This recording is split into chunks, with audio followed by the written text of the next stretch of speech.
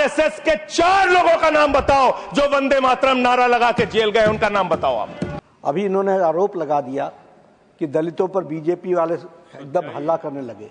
क्या भगवान श्री राम ने आपको कहा है कि आप नाकारे और निकम्मे हो जाइए? कि वंदे मातरम के बारे में उसके 150 वर्ष पूरे होने पर यह चर्चा सरकार के द्वारा क्यों प्रायोजित कराई जा रही है? एक तो यह अच्छी बात है कि देशभक्ति की भावना का विकास सबके अंदर हो, वंदे मातरम के महत्व को सारे देश के लोग समझें। वो घटना थी उत्तर प्रदेश की। हमारे एक ऊर्जा मंत्री हैं, माननीय मंत्री जी AK शर्मा जी, उनके सामने व्यापारी लोग पहुंचे। उन्होंने कहा 21 घंटे से लाइट नहीं आ रही, 21 घंटे से लाइट नहीं आ रही, व्यापार बर्बाद हो रहा है, बच्चे रो रहे हैं, हमको गर्मी में बिजली दे दो। मंत्री जी ने कहा जय श्री राम, बजरंग बली की जय, और गाड़ी में बैठ के चले गए। मैं आपके माध्यम से सरकार से पूछना चाहता हूं, क्या भगवान श्री राम ने आपको कहा है कि आप नाकारे और निकम्मे हो जाइए और जनता को अंधेरे में रखिए, बिजली ना दीजिए? यह क्या भगवान श्री राम ने आपको कहा है? यह शिक्षा आपको भगवान श्री राम ने दी है? मान्यवर, मुझे वंदे मातरम आम आदमी पार्टी की रैलियों में, आम आदमी पार्टी की सभाओं में जब भारत माता की जय और वंदे मातरम जोर जोर से लगाए जाते हैं। किसी दिन लगाने का मन हो तो आ जाना हमारी पार्टी के कार्यक्रम में, आपसे ज्यादा तेजी के साथ वहां पर वंदे मातरम लगाएंगे। सदन में भी लगाना चाहते हो लगाओ। तो आप इन नारों के पीछे, ये नारे देशभक्ति के हैं, ये नारे देश की रक्षा के हैं, ये नारे देश को आजादी दिलाने के लिए हैं। ये नारों के पीछे अपने गुनाहों को छिपाने के लिए नारे नहीं है, मैं कहना चाहता हूं माननीय। और आप क्या कर रहे हैं? आप इन नारों के पीछे अपने गुनाहों और अपराध को छिपाना चाहते हैं। वंदे मातरम का मतलब क्या है? वंदे मातरम का मतलब है मातृभूमि की वंदना। मातृभूमि की वंदना। हम मातृभूमि की वंदना करते हैं, तो आप कैसे मातृभूमि की वंदना कर रहे हैं? अरे 1 रुपए में तो एक आम नहीं मिलता। आपने 1 रुपए में अडानी को 1050 एकड़ जमीन और 10 लाख आम और लीची के पेड़ दे दिए। ये मातृभूमि की वंदना, ये आपकी मातृभूमि की वंदना है। ऑनरेबल मेंबर, आप मातृभूमि को बेचकर मातृभूमि की वंदना कर रहे हैं। ये मातृभूमि की, आज वंदे मातरम पे ही बात करूंगा सर। मातृभूमि की वंदना, मातृभूमि की वंदना हिंदुस्तान के एयरपोर्ट को बेच के नहीं हो सकती। मातृभूमि की वंदना रेल को बेच के नहीं हो सकती, सेल को बेचकर नहीं हो सकती, समुद्री तटों को बेचकर नहीं हो सकती, कोयला और गैस को बेच के नहीं हो सकती, हिंदुस्तान की जमीनों को बेच के नहीं हो सकती। तुम लोग मातृभूमि को बेचने वाले लोग हो, तुम मातृभूमि की वंदना करने वाले लोग नहीं हो। जब यहां पे लीडर ऑफ अपोजिशन बोल रहे थे, नो पॉइंट ऑफ ऑर्डर, खड़गे साहब, उनके मुंह से नो पॉइंट ऑफ ऑर्डर, दलित शब्द निकल गया। दलित शब्द निकल गया। पूरी की पूरी भारतीय जनता पार्टी हाउस में खड़े होकर विरोध करने लगी। दलितों से इतना चिढ़ है आपको? क्या दलित भारत माता के बच्चे नहीं? क्या पिछड़े भारत माता के बच्चे नहीं? क्या आदिवासी भारत माता के बच्चे नहीं? अगर दलितों, पिछड़ों, आदिवासियों की बात होगी तो आप विरोध करोगे? आप विरोध करोगे? You are not on the topic. LOH. Just need a minute. LOH. Sir 2 बातें हैं। Please. LOH is on its legs. LOH is on its legs. Sir 2 बातें हैं। एक तो हम चाहते हैं कि डिबेट, हेल्दी डिबेट हो, तर्कों के साथ हो। अभी इन्होंने आरोप लगा दिया कि दलितों पर बीजेपी वाले एकदम हल्ला करने लगे। ऑन रिकॉर्ड है, मैंने कहा है दलित के विषय में कि ये हमारे पूज्य हैं, हमारे भाई हैं। ये ऑन रिकॉर्ड है। इस तरीके के स्वीपिंग स्टेटमेंट्स न दें और इस हाउस के माध्यम से देश को गुमराह न करें, नंबर 1। नंबर 2, आपने कहा ये बेच दिया, ये बेच दिया, ये बेच दिया। I say please authenticate on the on the floor of the House, whatever you have charged. देखिए आज सर बहुत अच्छी बात गृह मंत्री जी भी कह के गए और लीडर ऑफ द हाउस भी कह रहे हैं कि जो कुछ भी मैं बोलूं उसको ऑथेंटिकेट करूं। और मैं आपसे अनुरोध कर रहा हूं सर कि अगर मैं ऑथेंटिकेट ना करूं तो मेरे खिलाफ कार्रवाई की जाए। एक एक चीज मैं ऑथेंटिकेट करूंगा।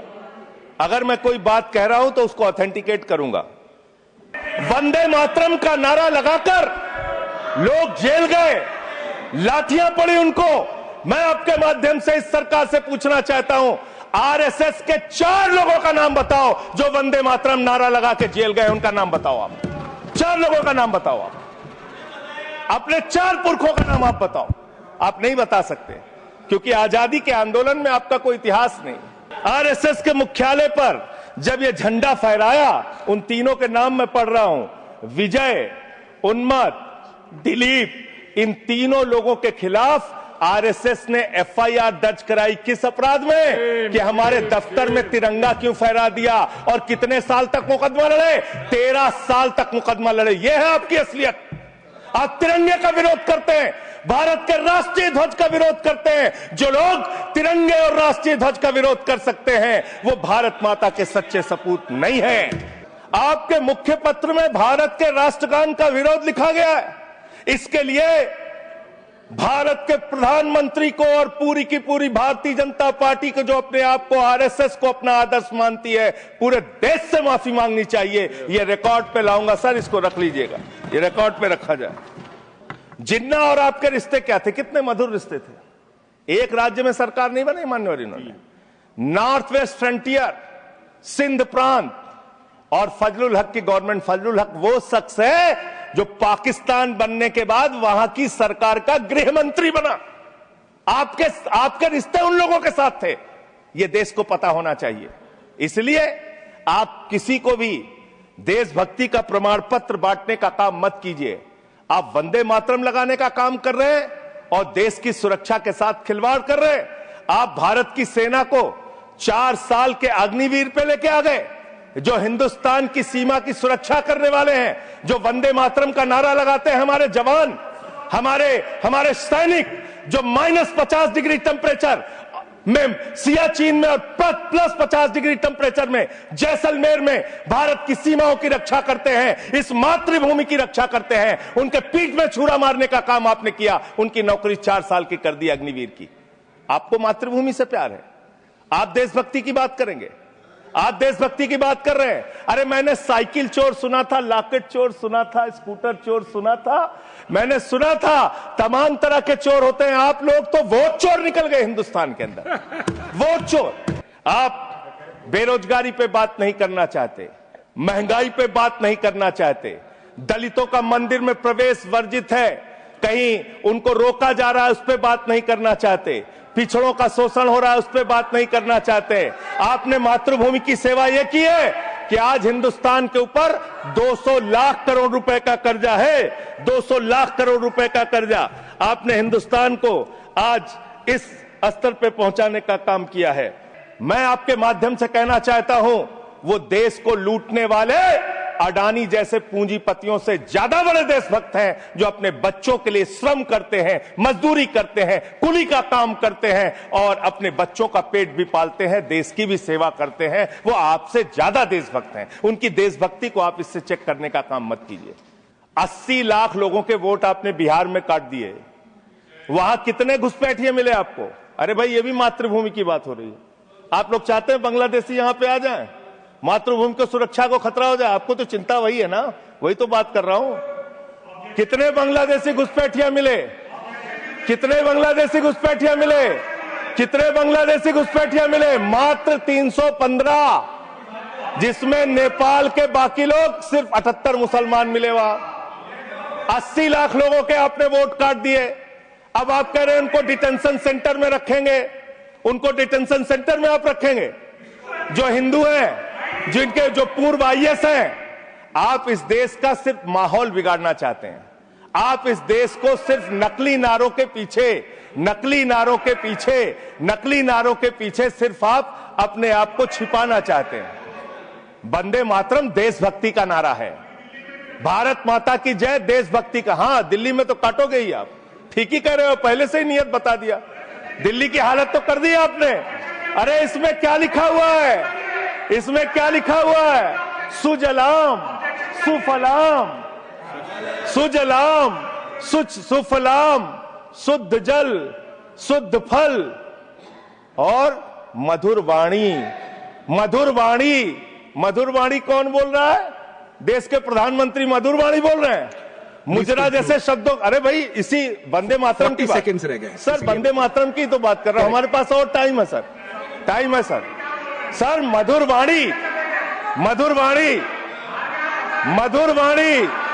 सर जहरीली हवा और जहरीला पानी दिल्ली में दे रहे हैं, हमारे पूर्वांचल के भाइयों के ऊपर बुलडोजर चला रहे हैं। सर मेरे टाइम में से काट लीजिएगा, पार्टी टाइम में से काट लीजिएगा, प्लीज पार्टी टाइम में से काट लीजिएगा। सर हमारी पार्टी का टाइम 24 मिनट है। प्लीज वन सेकेंड दिल्ली को, संजय जी दिल्ली को आप one second honourable members, one second, शांत हो जाओ। माननीय संजय जी, कंक्लूड करिए, आपका समय खत्म हो रहा है। सर 24 मिनट मेरा टाइम है, प्लीज। मैं अपने माननीय Neeraj ji, please he is concluding, please conclude. 10 second sir, please conclude, आपका समय समाप्त हो गया। सर मेरी पार्टी का समय 24 मिनट है, ठीक है, मेरी पार्टी का समय 24 मिनट है। और कोई स्पीकर नहीं है आपके? स्पीकर एक और है, उनमें से आप काट लीजिएगा समय, मैं कह रहा हूं ना। हाँ, ये हमारा अधिकार है, पार्टी का अधिकार है। तो मान्यवर, 10 महीने में आपने दिल्ली की वो हालत कर दी, जहरीली हवा यहां पर आने लगी, दिल्ली को आपने दुनिया का सबसे प्रदूषित शहर बना दिया। बच्चों शांत हो जाओ, बच्चों शांत, बच्चों हल्ला मत करो, शांत हो जाओ। अरे मैं एक मुख्यमंत्री इन्होंने बनाया है, कंक्लूड करिए सर, एक मुख्यमंत्री बनाया इन्होंने, प्लीज, खत्म कर रहा हूं प्लीज। एक मुख्यमंत्री बनाया है जिसको ये नहीं मालूम कि AQI होता क्या है, कंक्लूड करिए। वो टेम्परेचर बता रही है, ये हालत है।